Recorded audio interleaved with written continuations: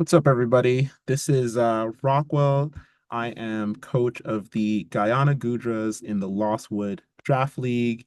And so the Lostwood Draft League, which is a Pokemon draft league organized by Matt, aka Leaf, is a 16-player league. We are currently in week 6 of 8. So how it works is that after 8 weeks of play, the top 8 teams go on to playoffs. And so most teams only have 3 matches to go, and that means that it's crunch time. People are really gunning to make the playoffs. We've learned a lot about the teams. The current standings sort of reflect a balance of both player strength and roster strength. So, given that we're a little over halfway through the season, I thought what I would do today is sort of go and do a little bit of a mid-season recap.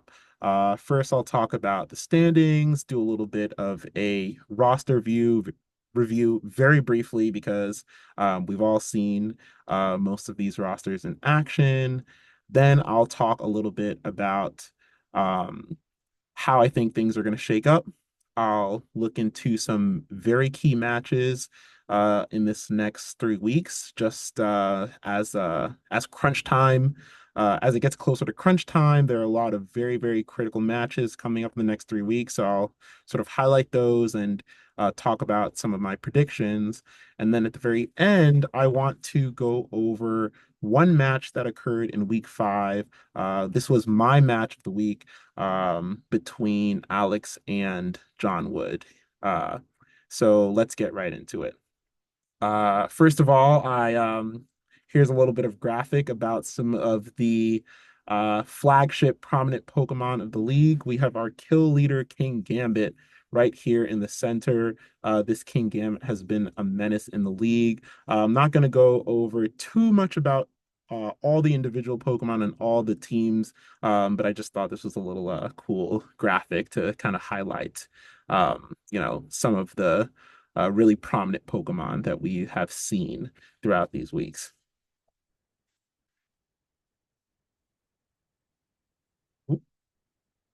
All right. So the first thing we're gonna do is we're gonna briefly go and do a little bit of a roster review, just like super brief, just because everyone has seen these rosters before, and I've also put the ranking, the current standing of each of the teams next to their logo. So the first place team is the Ruthless Raichus, piloted by Gerd and his right hand person, Corrosion. They both kind of work together to prepare for each week. This team is obviously super strong. It has multiple threats. The Komo is very versatile, multiple ways to set up. This team has a mix of very strong spread moves with the Blizzard in both Ninetales and Glaceon. The Como can either belly drum or go with its Clangorous Soul Set. It's got redirection and it's got speed. It's got a very good type spread. Uh, Como, which is weak to Fairy, Dragon, and Flying, is very well covered by Scissor that threatens the Fairy types. Ninetales that can switch on to any Dragon moves. And it also has the double ice attackers for the flying. So it's a very well balanced and very strong team. The next team to sort of talk about is Anthony's team, which revolves around this very menacing King Gambit. Another very well balanced team. Another Pokemon to highlight here is this Staraptor, which kamikazes threats that King Gambit doesn't like to deal with.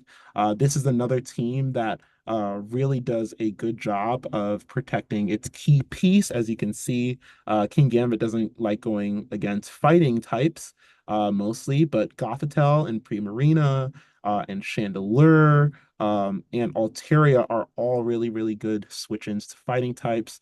It has the Perish Trap mode. It's got Fake Out. It's got Setup. It's got Speed Control. So it's very good. Um, Next up, we have Keon's team. Keon's team has a very, very strong Firewater Grass core in the Arcanine, Superior, and Polion. But the star of the show has really been this Grim Snarl. You'll never know what you're going to get with this Grim Snarl. Um, it's not just a screen setter, it is often the one doing the damage. In fact, I believe it has the most kills for Keon this season. So very, very threatening team. He also just picked up this Crabominable, and he has this very strong Trick Room mode, so it's something to watch out for. Next, we have Alex team, the Sassy Sylveons. It is just a very, very strong team. In fact, I see this team and I see a team that could slot right into a normal regulation H team. It's got the Sand Core, it's got the Tyranitar, with the Corviknight and the Klefki all do very, very well in sand. It's got the Clefable to protect its partners. It's got the priority blocking and the Fergraph that also sets Trick Room, the Rillaboom with the grassy terrain that sort of supports its team with Fake Out and that recovery. And it's got a lot of anti-intimidate with the Malamar and the Corviknight because the team is mostly physical. So another very well-built team, no surprising not very surprising that the Sassy Sylveons are doing super well this season. Next up, we got Linty's team. This team is very, very strong. So many threats. This Smeargle is just so scary. Just can run literally any move. From Spore to Transform, Fake Out, Follow Me, Wide Guard, Feint, Upper Hand with Weakness Policy with the Dragonite. You have no idea what it's going to bring each week. And in the hands of a very creative player like Linty, that is super, super threatening. And so this team is very, very scary. I think Dragonite started out as the star of the show, but really the Mon that I'm the most scared of on this team is Skeledirge. Just a super bulky Mon. Linty has done very, very well with this Skeledirge. Very hard to take out. Its unaware ability really deters anyone from bringing setup, but it could also run Blaze in order to take advantage of um, stat drops that Linty might want to do. The Gothorita is also something that you really have to worry about on this team because the trap mode, the Perish trap mode, is something that's very live. And yeah, I'm not even talking about the Meowscarada with that flower trick, the Scrafty with the fake out, the Samurott. It's got pledges, it's got Garganacl with the wide guard. This team is super scary. I'm going to let's see. How am I doing on pacing? Okay, I think I can touch on every team, but I gotta go faster. Chris's team.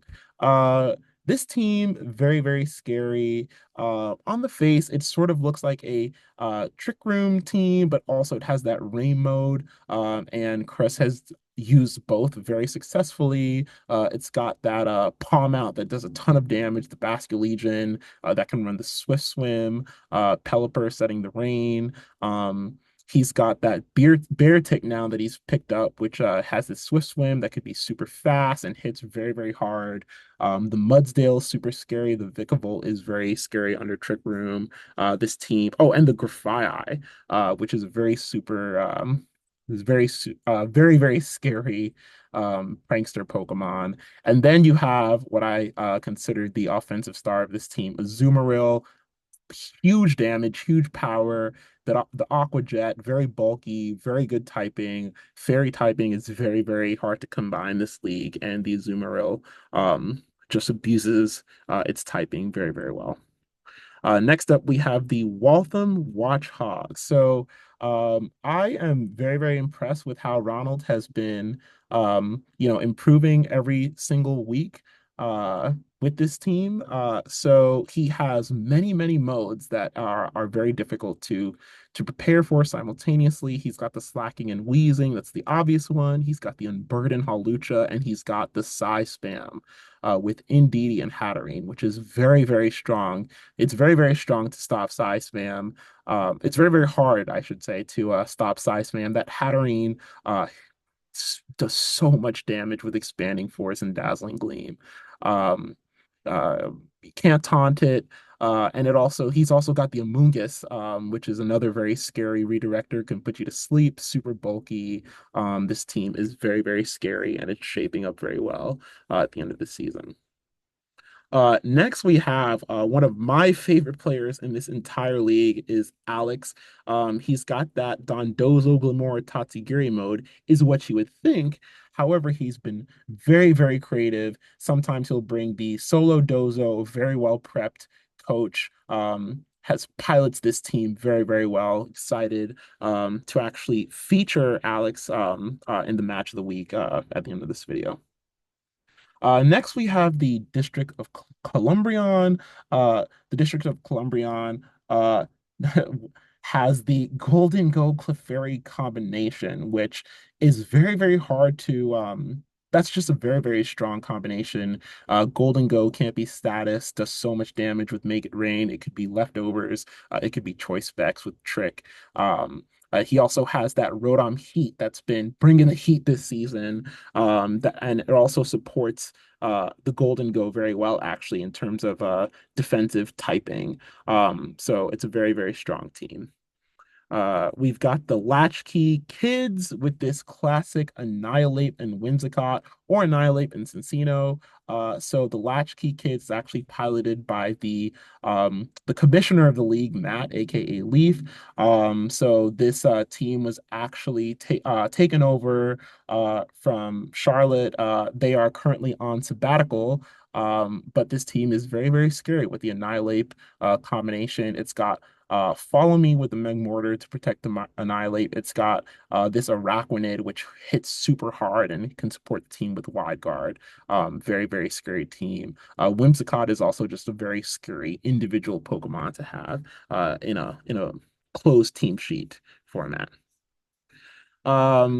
Next up, we got my team. I'm just gonna skip over it. One thing to note is in this video, I'm not gonna talk too much about my own team or my own matches. You know, conflict of interest there, obviously. But yeah, the Gudras, a lot of roster changes over the season, but I really like how we're shaping up. One thing to note, on my team and also as well as Sassy Sylveons, there are a couple of changes going into the next week. So we have actually benched both Lilligant and Orthworm. We have terminated their contracts, and instead I am picking up Vileplume, as well as Greninja, and the Sassy Sylveons have actually dropped Chestnut um, for Passimian, which is a very scary Defiant Pokemon, another very scary fighting type. Okay, so next we have the Toronto Toads. So the Toronto Toads were actually one of my favorite teams going into this season. I think it is so well balanced. The Sylveon, Hydreigon, Gyarados, Volcarona, these are just really, really strong mons. Hariyama with the Guts boost and the Fake Out. Porygon Z with that insane Hyper Beam damage that has traumatized the entire league. The Ceruledge, the Dusclops, super duper strong. It can go Trick Room, they can go fast, slow, they can play balance. It's got Intimidate. This team is so well drafted, and it's very, very scary to face. Next up, we got the Woosocks, and the Woosocks also have a very, very scary pseudo-legendary duo in the Metagross and the Dragapult, neither of which can have their stats reduced, so that's very scary. They also have the Alcremie to complete that sort of Dragon Steel Fairy core, as well as very scary supports in Mimikyu, Murkrow, and Hitmontop. They also have this Spiritomb, which gave me PTSD in our match, and the Armarouge, which can pack an insane punch with Meteor Beam and Armor Cannon. Uh, in 14th, we have the Cycling Cyclozars. They have the Palafin and Mousehold. The Cycling Cyclozars have a very, very interesting team, and every single week they bring a very, very unique tech. And I think they've been a little bit unlucky in some of their games, but the team is actually incredibly strong and versatile. And I'm excited to see how they perform in these last three matches of the week.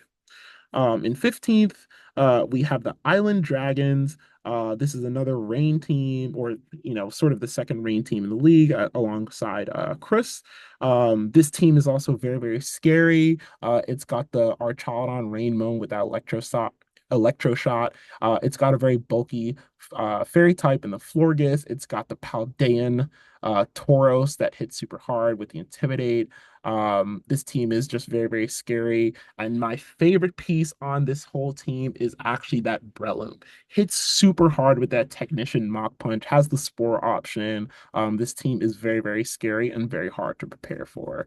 Oh, I didn't even mention the male Indeedee can just expanding force right away in your face. This team is so, so scary.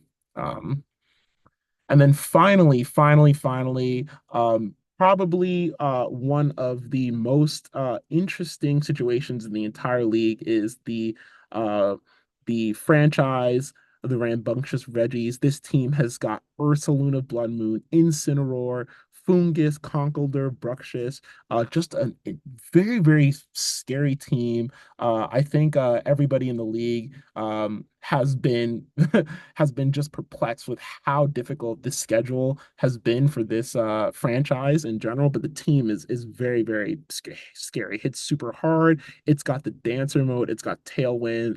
It's very, very well balanced in terms of the types. And so that is a team that you absolutely cannot sleep on if you are facing it in the last week. Okay, so with that said, that's a little bit of a roster view review. The next thing we want to do is let's look at the standings right here and look at the actual points that each team has. So one thing that you'll note is we have two undefeated teams, only two undefeated teams.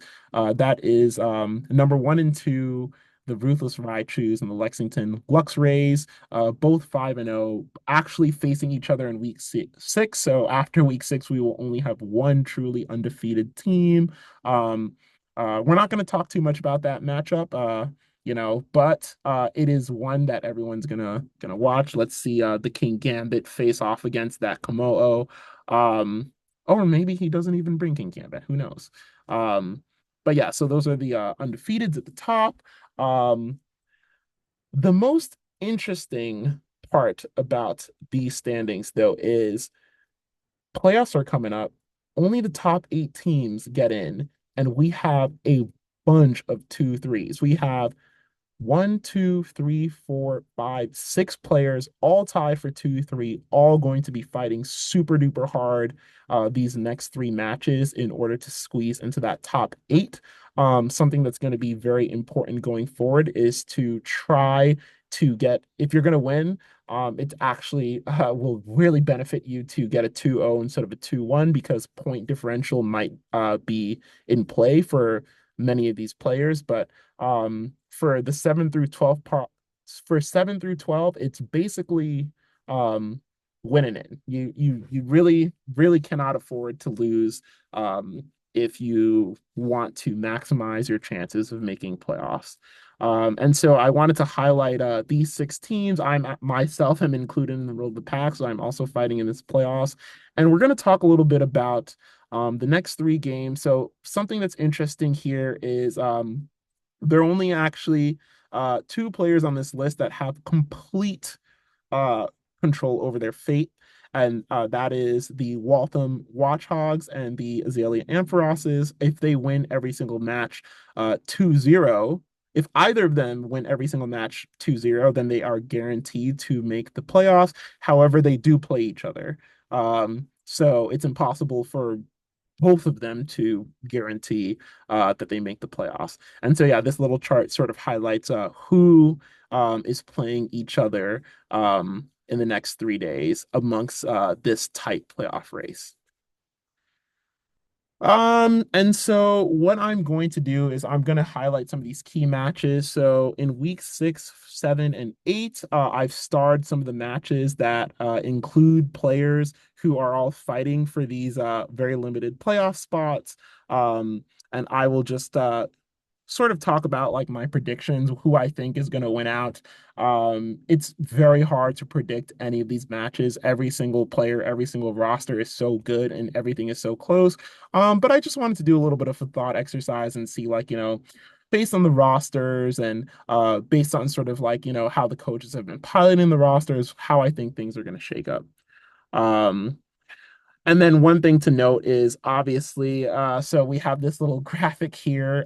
This sort of is a tier list of the strength of schedule um, made by our own coach of the Waltham Watchhogs, Ronald, aka Oxygen. And so we can see the distribution of strength that we have all been bestowed upon by the RNG gods, and some of us have been a little less lucky than others. No, that's all I have to say about that.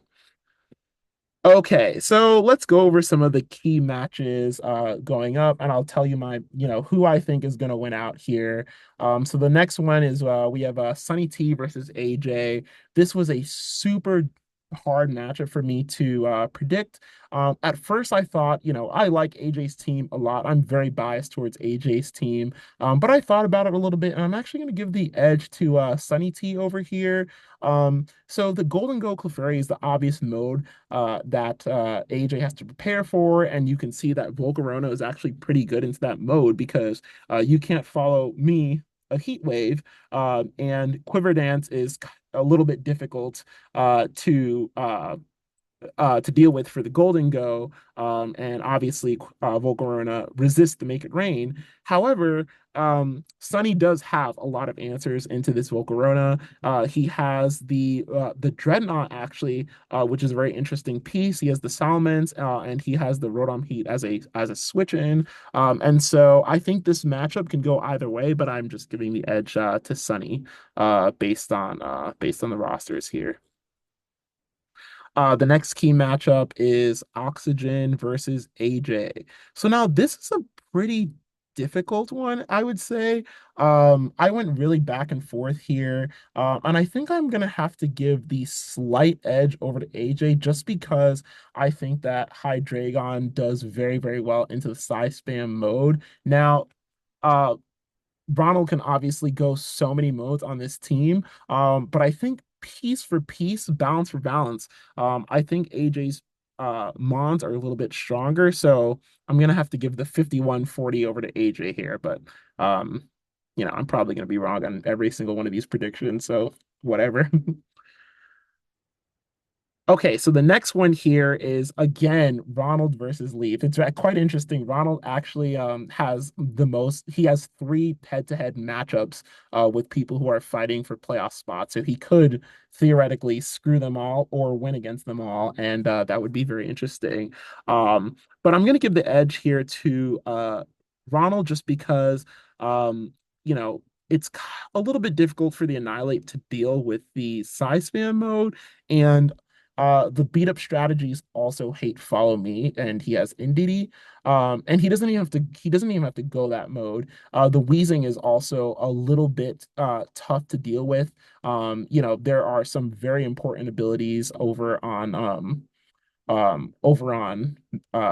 the Latchkey Kids, namely that Whimsicott turning off Prankster might be a little bit annoying. Although Whimsicott might outspeed everything on that roster anyway, but Whimsicott having to go max speed is a little bit annoying, and I don't want to get into too many of the details. But I do think that the Waltham Watchdogs have a little bit of an edge here. And then I believe this is the final matchup I just wanted to highlight, which is again the Waltham Watchhogs versus Alex. Now, I really, really respect Alex as a player in this league. I think the prep that they have is super on point, and I think that the burden is going to be on Ronald to prepare for Alex and not the other way around. Dondozo Tatsugiri is something that is not easy to it's not very straightforward to actually counter this mode. Every ability is very strong. There is the wheezing here that can potentially screw that strategy, but we've seen that the Azalea Amphiroses have no problem going the solo dozo mode. And so they also have the Umbreon, which is super, super good into that size spam mode. And so it might force Ronald to sort of split his strategy here between whether or not he wants to go the Weezing slacking, whether or not he wants to go the unburden mode. You know, balls up in the air here. So I am going to give the slight edge to Alex. Um, but again, I'm probably going to be wrong on every single prediction. So whatever. And then here, I just want to talk about a little bit of a bonus. So we did have two matches that were actually already played in week 6. So we actually already know that Chris has played Lenti, and so Chris is currently 3-3, and which means that Chris cannot mess around for his final two games. Now, I am predicting him to win these final two games. I think that Pelipper, like the rain mode, is very strong into the Latchkey Kids, and it's also very, very difficult for um, Ursaluna, Conkeldurr, Fungus, and Incineroar to deal with, just Pelipper alone, honestly. So I'm going to give the matchup advantage to Chris here on both matchups. But, this is definitely one to watch out for. So that being said, I've just filled out sort of my full predictions for what how I think every single match is gonna go. And these stars again sort of highlight the key playoff determining matches here. Um, but yeah, it's very, very difficult to predict any of these matches, honestly. Like any single match can go either way. And so I sort of, used a little bit of my gut, used a little bit of, I mean, I'm completely biased towards, I just imagine if I'm piloting the teams, how do I think it's going to go? And then I sort of, you know, tilt the meter a little bit here and there based on some of the matches I've watched, some of the level of prep I've seen, and some of the piloting that I've seen. But every player in this league is so incredibly strong, and every roster is actually quite scary. There are a few matchups that I think are a little bit more favored on paper, but with good prep and with a good pilot, there's no matchup that is insurmountable. And so yeah, I just added these asterisks here to some of the matches that I thought were very, very difficult to call. And more than half of them you know, uh put asterisks on because I have no idea, honestly. Okay, and so with that being said, if I tally it all up, I've just made two theoretical standings based on two scenarios. The first scenario is if I win every the rest of my games, and the second scenario is if I lose the rest of my games. And so this is sort of my prediction of who's going to make playoffs in either scenario. Obviously, I can split my games, and I think if I split my games, then um, if I split my games and my predictions come true, there's still a chance that I make it, but it's, um, every 2-3 has to basically win every game to feel safe. So can't count on that. Okay, so that's basically the recap of the season and sort of my predictions going forward.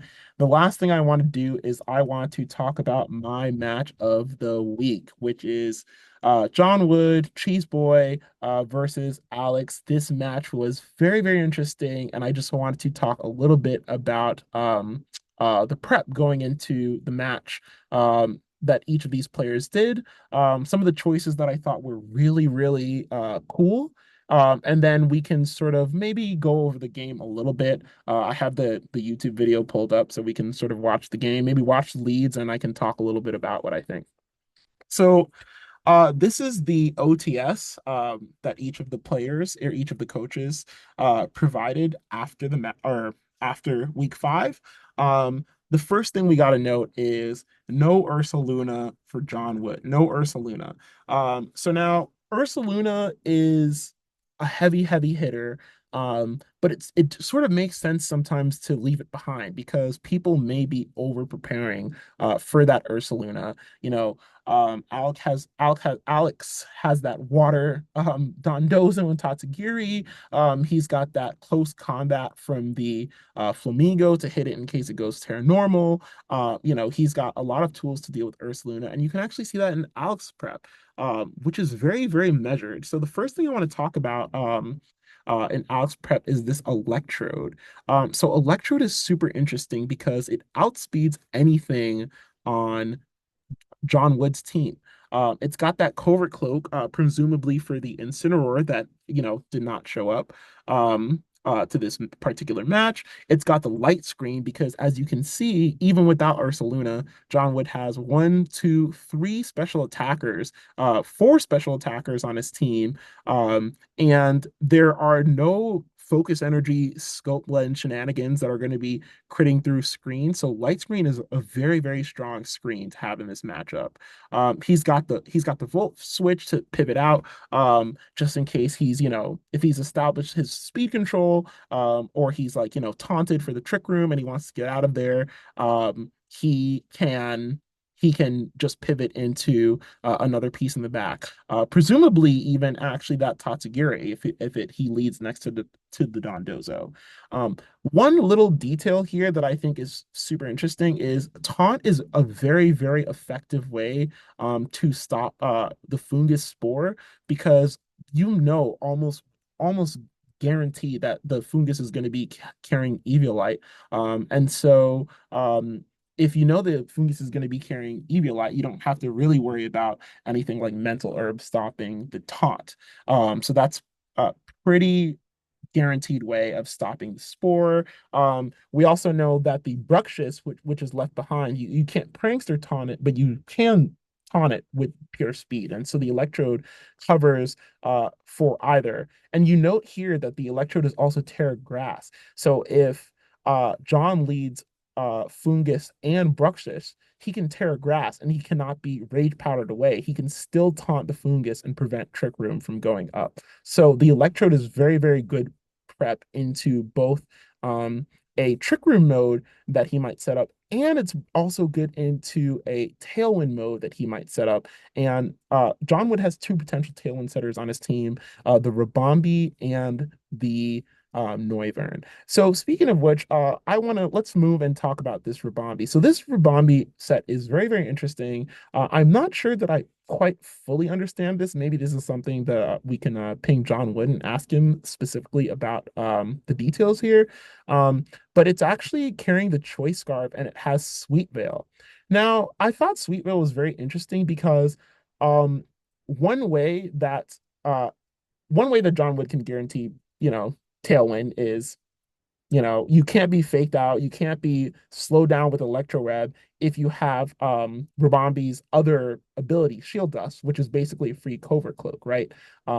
So you can protect with one mon and basically guarantee a tailwind, or even if you're holding a covert cloak on one mon, and you have Rabami on the other mon, you can't use Electro Web to just slow down the partner, and the partner can still get an attack off. That's like one thing that could potentially happen. But he's actually opted for the Choice Scarf and the Switcheroo instead, which actually is it's a pretty nice way of getting speed control onto either one of your partner Pokemon, and it could also incapacitate a lot of Mons on um Alex's team, right? Like Dondozo would not like a Choice Scarf. Electrode certainly does not want a Choice Scarf. There are plenty of Mons that just do not want that Choice Scarf. They need the ability to protect or switch moves, and so it's a very, very interesting tech. It also seems that this Rabombi is quite offensive, based on, it's got the Moonblast, it's got the Terrifier, and so this Rabombi can actually, surprise do a bunch of damage. The Moonblast is probably going to be one-shotting Flamingo, Tatsugiri, and then the Terrifiers can be punishing like Terra Steels. So speaking of Terra Steel, we see that one of the answers that John Wood has to potentially stop the Dondozos is clear smog, but Alex has prepared for that with his own Terra Steel. So perhaps the Terrifier can punish potential Terra Steel to thwart a clear smog. The next choices I want to talk about are the is the Arcanine. So as I mentioned before, there are plenty of special attackers on John's team, and so this Arcanine is carrying both the Assault Vest and the Snarl. It looks like Alex was super prepared for the type of damage that he was expecting to see in this match. And so I'm just it makes so much sense. The Snarl, the Assault Vest, and again the Terra Grass in order to give a lot of respect to this fungus that could potentially put many, many things to sleep. So that's good. Oh yeah, that's the other thing that I wanted to talk about, the Rabombi. So Rabombi has Sweet Veil, and I was thinking that probably one thing that John Wood was expecting was maybe the yawn cycling that could be done by either Solo Dondozo or Umbreon, which is on Alex's team. Umbreon is obviously not here in team preview, but I'm assuming that may have been what he was expecting. I do not think that he was expecting the Electrode, or I'm sure he would have opted for the you know, uh, Shield Dust ability. Um, the Conkeldurr on John's team. Sorry, I'm kind of all over the place, just bouncing around. But the Conkeldurr on John's team, it's pretty standard. It's the Flame Orb set. The only thing is that I don't think it's going to be doing a lot of damage to the Dondozo, right? So just looking at this, the two OTSs here, it's actually kind of difficult to do damage to the Dondozo, both given the special damage mitigation that Alex has, as well as sort of the like your physical attacker is not going to be doing much damage to a Dondozo that has been boosted up in +2 in all of its stats. Um, the next thing that I wanted to talk about on John's team is the eject pack. Again, the eject pack is something that's quite interesting. So obviously, with the Draco Meteor, if you take the Draco Meteor, if special attack drop, you can switch out and reset it. However, if you're going against a Dondozo, it to me intuitively you might actually want to stay in after that first Draco Meteor. You're also quite susceptible to being forced out um, uh, if Electroweb hits.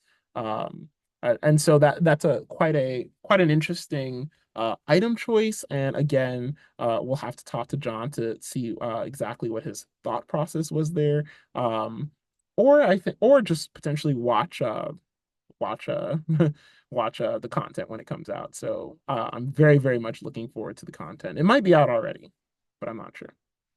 Um, yeah.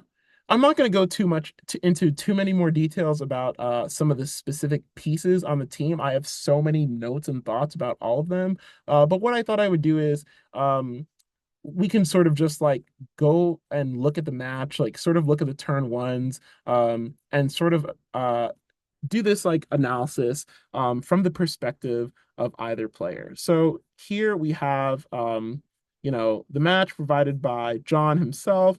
So I thought we would just like go over it together. Okay, so I have this already set on 2 times speed. Um, and we're looking at the leads here. So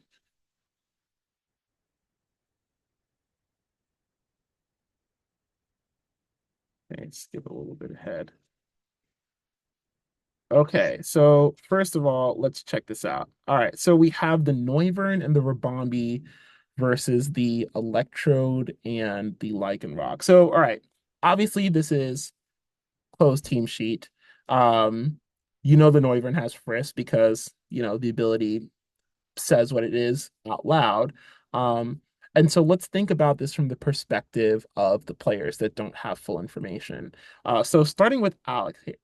So Alex here must be must be a little bit worried that the Rabombi is going to have that shield dust ability. And so if he tries to slow it down with Electro Web, um, it might not actually it might not actually work in time. So what might happen is you try the electro web, Rabambi sets up Tailwind anyway, and then Noivern gets a big hit off.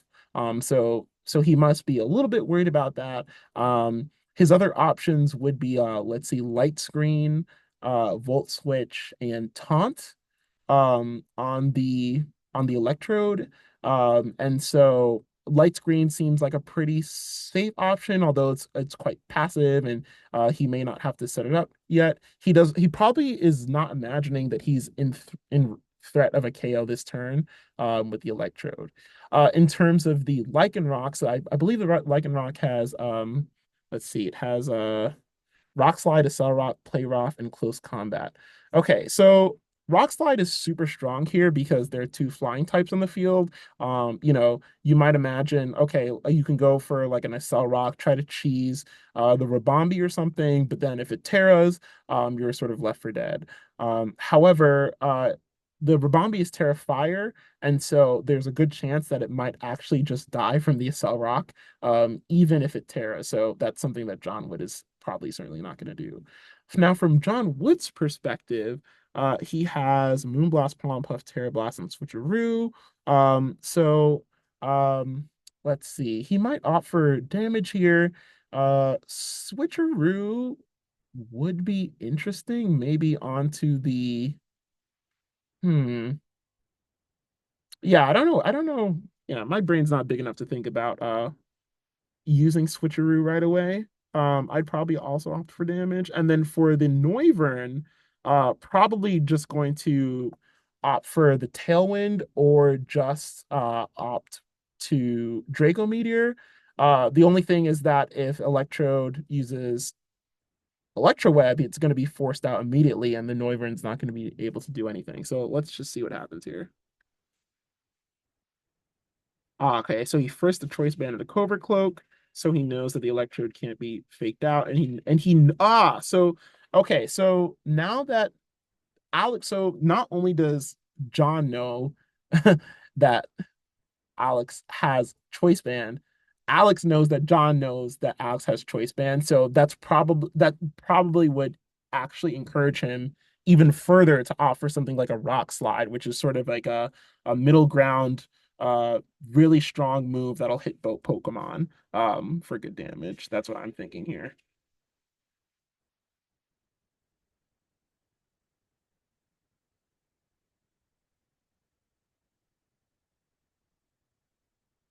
Okay, so Tailwind and opting for damage. Wow, that's a lot of damage. Special attack drop. Electro Web. Okay. So Rabombi avoids the attack, which is a little bit unfortunate for Alex because he does not learn what ability Rabombi has right now. But then, Noivern does get switched out because of the speed drop. So that's a little bit unfortunate, but let's see what happens here. I think. Oh, and also, notably, he does not have very good answers into Dondozo in this matchup in particular. Does Gengar have Gengar does not have Haze, so he actually does not have very good options if Alex brings Dondozo here. Okay, Rock Slide. Okay, that just one shots Rabombi. And then he brings out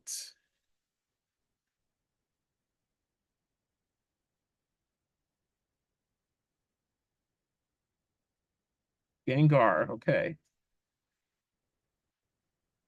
Okay, so let's think about this here. So, okay, Gengar and Lycanroc actually have the same base speed. So and if Lycanroc is choice band, it's most likely Jolly Max speed. So,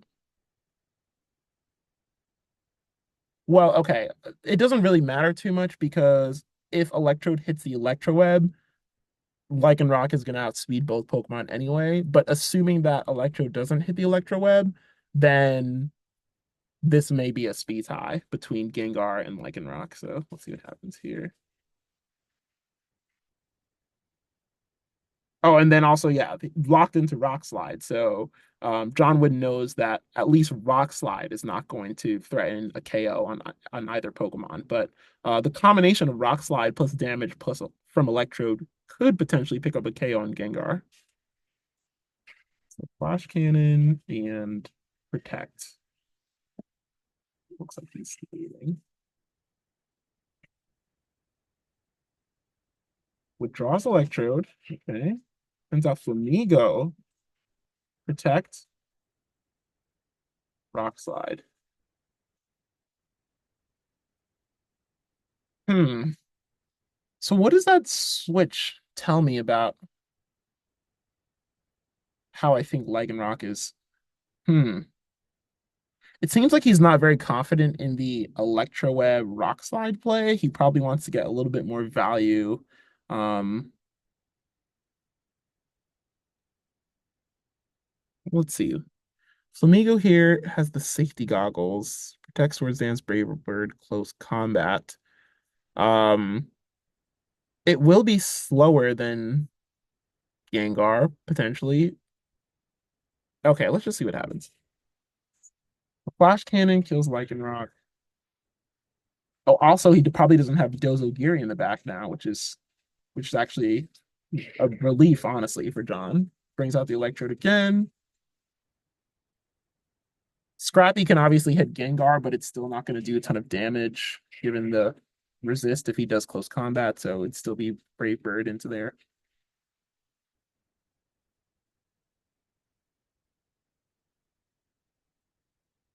Okay, here's the Terrifying, worried about post combat from Flamingo, but he could still be okay. Here's the Light Screen, Shadow Ball. Wow. Okay. Wow, that's a lot of damage, even with the crit. And then Flash Cannon.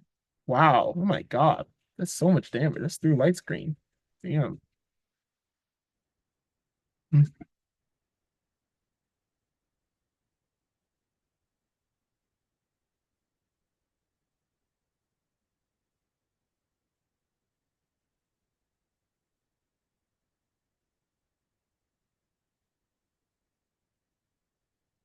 Overcloak safety goggles. Okay, so now he knows the Fumigo's safety goggles. Great Bird. Oh wow, Crit City. But I do think that probably would have killed either way. And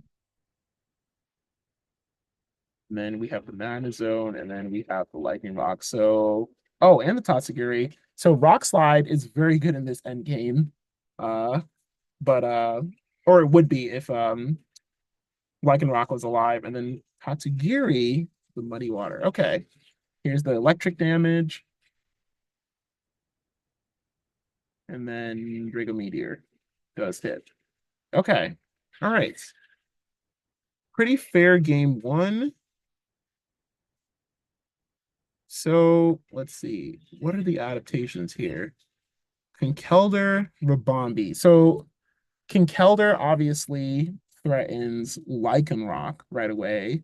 Um, weak to the Brave Bird, a little weak to Intimidate and weak to Dozo Geary. And then the Rabombi. And he still does not know Rabombi's um Rabombi's ability, although he must know that Rabombi's Choice Scarf due to the fact that it was faster than Electrode. Okay, here is the Dondozo lead. Okay, this is a very good lead for Alex here. But there is a threat of a Choice Scarf trick into the Dondozo, although I'm not sure if Dondozo goes for damage here. Ah, this is actually very tricky because if Dondozo protects and he goes for Switcheroo and you're locked into Switcheroo, that's kind of a problem. And he doesn't know that Arcanine is Choice Scarfed or Assault Vest. And then also Arcanine obviously threatens the KO on Rabombi right away. He knows you're not focus sashed. So let's see what happens here. Stone Edge immediately with the okay. I also like the fact that Stone Edge can crit.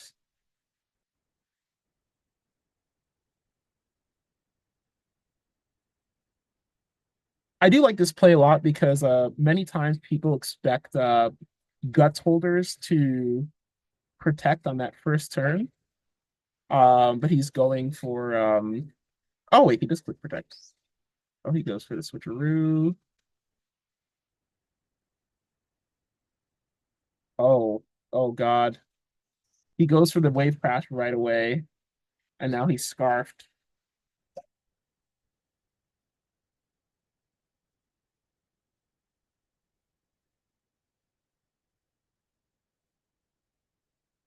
But I don't think that matters. He would be faster. He probably would be faster than Magnezone either way if he combined with Tatsugiri. I'm not sure if he would be faster than Gengar, but Gengar cannot really hit this Dondozo if it combines.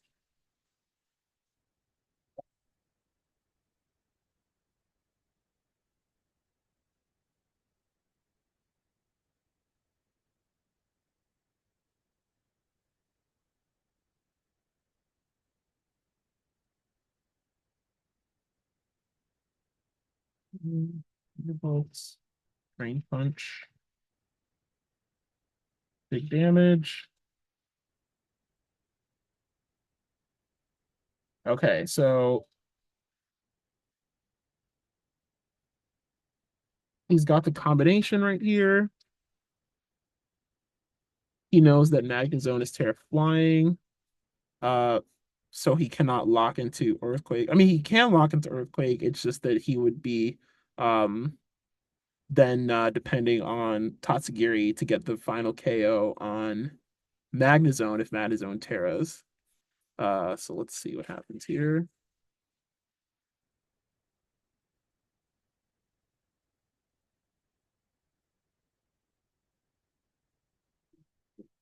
Punch.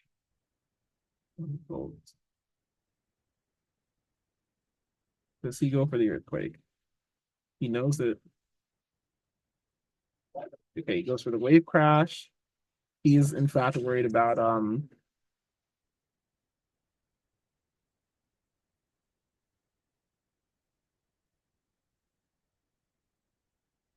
the Mach Punch. This should get the kill. Nice.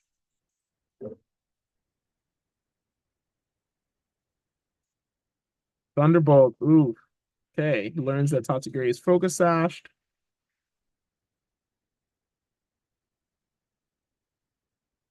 All right, so it should be a Mach Punch and GG. Okay, so now the game three. Okay, so now Alex has learned that Rabambi has the choice scarf switcheroo and absolutely does not want to get switcherooed in the future, that's for sure. I did like the Electrode Lycanroc lead. I thought I thought it, the immediate speed control plus the offensive pressure right away is super good. Um, he still doesn't know that Rabambi is not um shield dust though, so he probably is scared of that combination.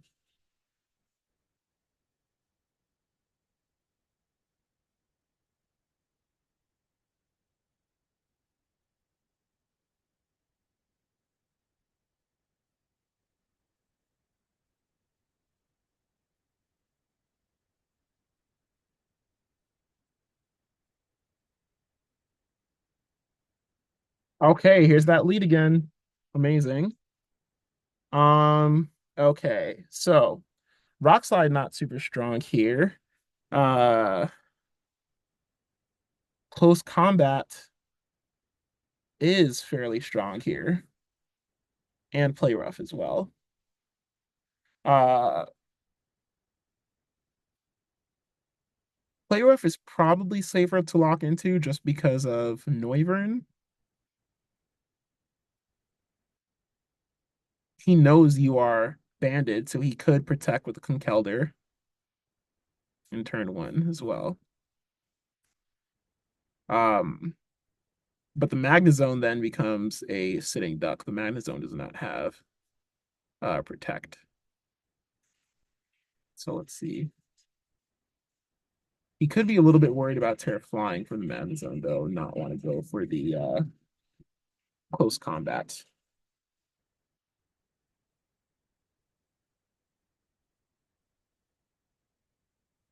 Okay, there's the withdraw. Arcanine, super solid. I'm not sure I understand the Terra from the Kinkeldr immediately, to be honest. Um, I think it makes the team very weak to Earthquake in the end game. So let's see what happens here.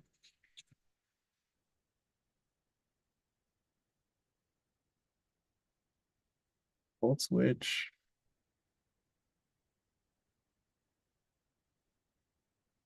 Okay, here's the Lycanroc again. Blast Cannon. Okay.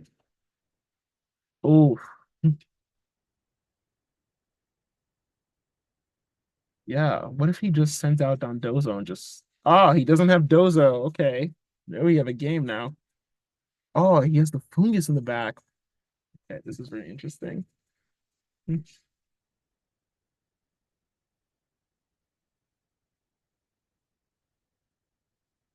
Close combat. He knows that the oh, that's just a one shot. I was gonna say that he knows that the Flamigo has safety goggles, but never mind. Oh my God, yeah, his whole team gets hit by Flare Blitz too, and close combat. And let's see, the Rabombi could Moonblast the Flamigo and kill the Flamigo.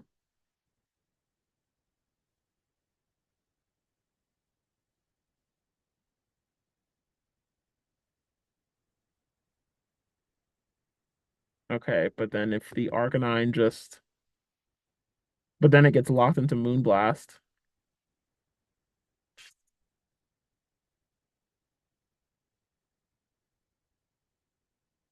And does he Flare Blitz the Conkeldurr then? Let's see. And where's the let's see, what Terra? The Flamigo is steel. Okay. Oh, he has a way to resist Moonblast as well. Yep, there it is.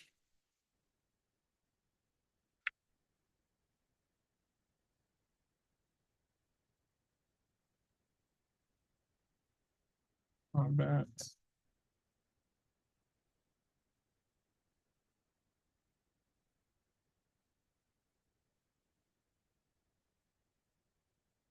All right.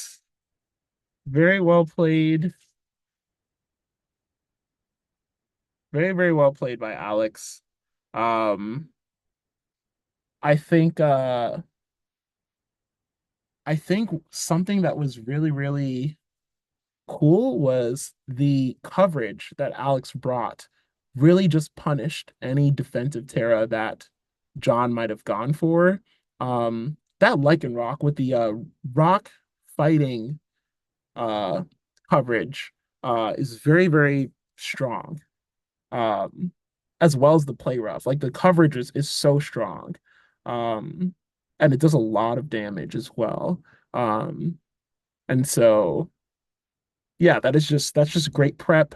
Offensively, again, super impressed with the Electrode. The Dozo Giri, which I do still think is very strong to his team, was punished by the Switcheroo Choice Scarf, but Alex showing again that he does not have to rely on those two mons combining. And so wow, that was a very, very good set. Very happy that I watched it and was able to analyze it. And I think that both of these players so strong. Alex still has a very, very strong shot of making it to the playoffs. I know in my predictions, I don't technically have him making the playoffs, but I am so happy to be proven wrong because, I think if there's one player in this league that is a little bit slept on, and I think preps super duper well. It is this play right here. Okay, so with that, I'm going to end the video. Thanks everybody for watching. A little bit of a content while the world's folks are out, while Kobe couldn't do his stream this week. Um, these next 3 weeks is going to be super, super exciting. Good luck to everybody trying to make it in the playoffs. However, this is the Lost Wood Draft League. Everybody is friends, but when we load up into that game, we are all trying to kill each other, and that's what makes the league so special. Thanks everybody for watching, and I am signing out. Peace.